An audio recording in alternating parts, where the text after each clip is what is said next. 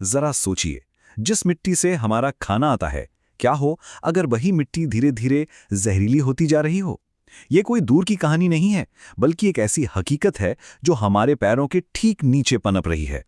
आज हम बात करेंगे मिट्टी में छिपे कुछ ऐसे ही खतरों की, जो दिखते तो नहीं पर चुपके से हमारी थाली तक अपना रास्ता बना रहे हैं।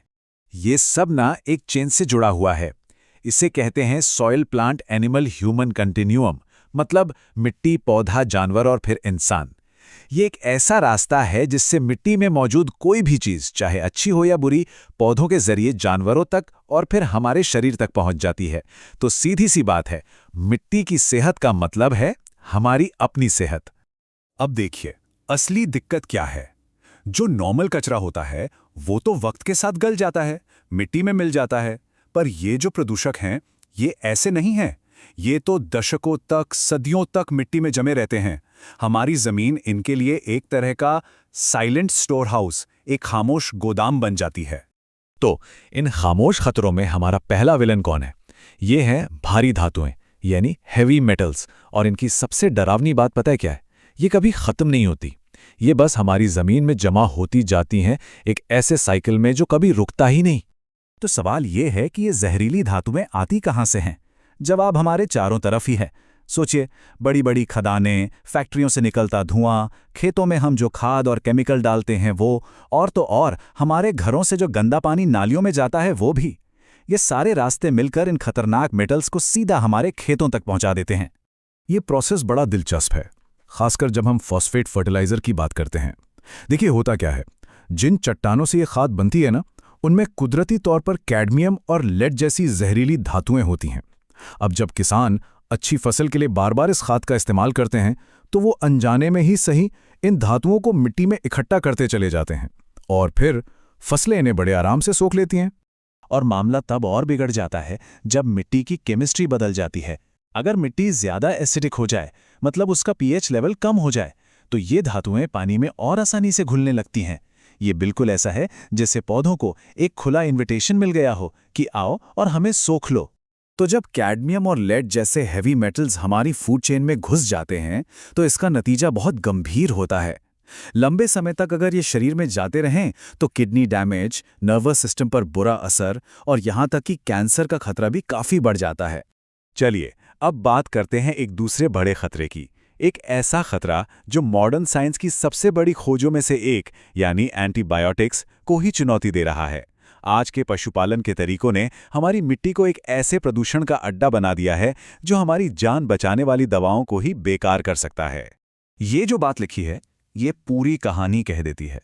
इसका मतलब यह है कि हमारी मिट्टी एंटीबायोटिक रेजिस्टेंट बैक्टीरिया के लिए एक रिजर्वॉयर बन गई है।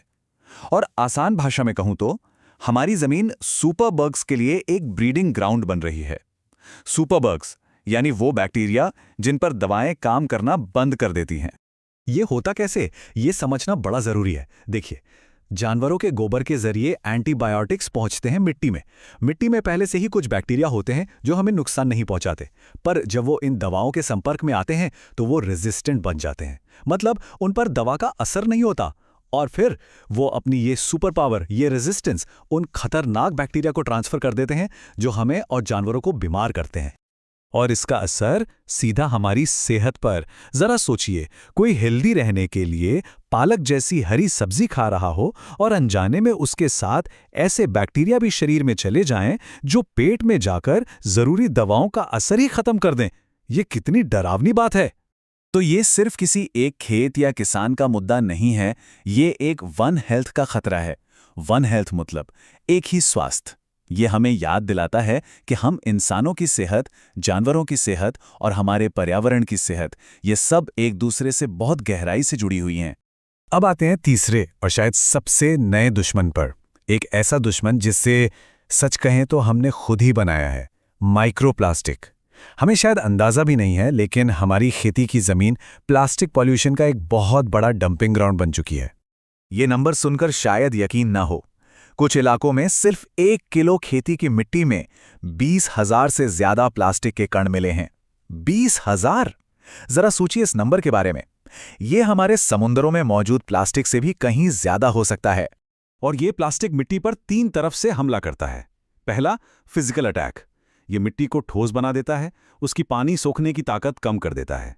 दूसरा, केमिकल अटैक। ये जहरीले कीटनाशकों के लिए एक टैक्सी की तरह काम करता है, उन्हें पकड़कर पूरी मिट्टी में फैला देता है। और तीसरा, बायोलॉजिकल अटैक।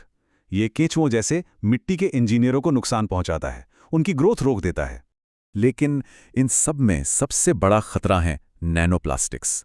ये इतने छोटे होते हैं कि पौधों की जड़ें इन्हें पानी के साथ ही सोख लेती हैं, और एक बार ये पौधे के अंदर आ गए तो फिर ये सीधा हमारे खाने की प्लेट पे पहुंचते हैं और वहां से हमारे शरीर के अंदर। अच्छा, ये सब सुनकर काफी निराशा हो सकती है ना? पर कहानी यहीं खत्म नहीं होती। अब हम बात करेंगे सॉल्यूशंस की, उन तरीकों की जो कुदरत ने ही हमें दिए हैं अपनी मिट्टी को फिर से जिंदा करने के लिए, उसे हील करने के लिए। तो पहला सॉल्यूशन है फाइटोरेमिडिएशन। ये एक कमाल का नेचुरल तरीका है। इसमें हम कुछ खास किस्म के पौधों का इस्तेमाल करते हैं। इन्हें हाइपर एक्यूमुलेटर प्लांट्स कहते हैं। आसान भाषा में कहे तो सुपर क्लीनर पौधे। ये पौधे मिट्टी से हैवी मेटल्स को अपनी जड़ों में खींच लेते हैं, जैसे कोई वैक्यूम क्लीनर हो। भारतीय सरसों और वेटेवर घास इसके कुछ शानदार उदाहरण हैं।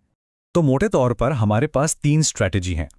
एक तो फाइटोरेमिडिएशन, जिसमें पौधे सफाई का काम करते हैं। दूसरा है इमोबिलाइजेशन। इसमें हम बायोचार जैसी चीज़ों का इस्तेमाल करके जहरीले पदार्थों को मिट्टी में ही लॉक कर देते हैं ताकि वो फैल ना सके। और तीसरा है डीकंटामिनेशन, जिसमें हम इन प्रदूषकों को पूरी तरह से खत्म ही कर देते हैं। और जहां तक एंटीबायोटिक्स वाली समस्या की बात है, उसके लिए सही तरीके से कंपोस्ट बनाना बहुत जरूरी है। जब खाद को लगातार 55 से 65 डिग्री सेल्सियस के तापमान पर रखा जाता है तो वो गर्मी उन खतरनाक रेजिस्टेंट बैक्टीरिया को खत्म कर देती है। लेकिन देखिए, ये सब तो इलाज हैं। सबसे अच्छी स्ट्रैटेजी तो हमेशा रोकथाम ही होती है ना?